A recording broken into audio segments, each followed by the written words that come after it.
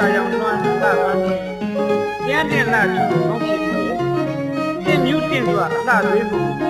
ရင်သွေးချီများချစ်ရပါလေလို့မောင်ပြောလိုက်တော့ပေါ့နော်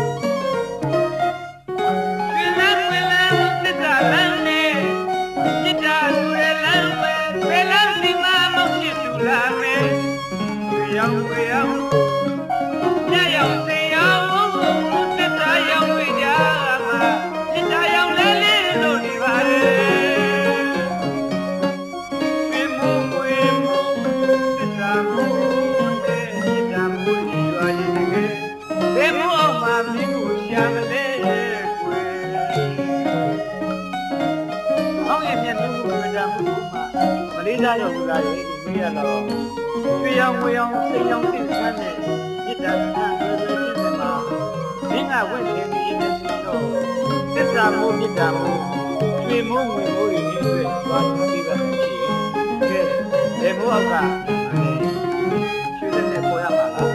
ငွေလက်နဲ့ပေါ်ရမှာလားရှိရဲ့ရွှေလက်နဲ့ပေါ်ရမှာလားအောက်ရှိသေးပွေ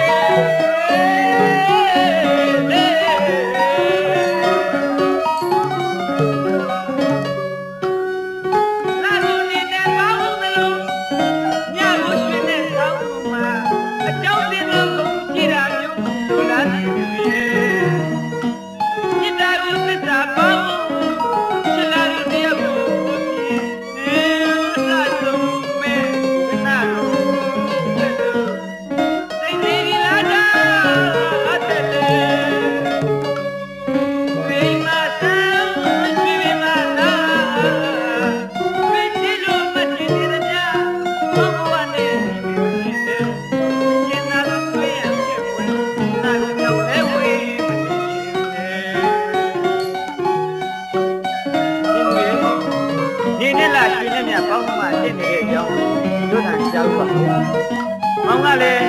မြစ်တာကိုသစ္စာနဲ့ပေါင်းမှအကြောင်းသိတယ်လို့ရှင်းပြီးတယ်။အဲ့မဲ့ဒီသိက္ခာမလက်တဲ့သားကရွှေပင်မှာရွှေကြီးလိုနားကျင်ပြီးတော့ဖြစ်လာတာ။ရှင်လာတဲ့ဘဝအချိန်ကူနဲ့မြစ်တာဓမ္မကိုဘုရားမှာမထားပါနဲ့။မှားခြင်းမှာရဲ့ချစ်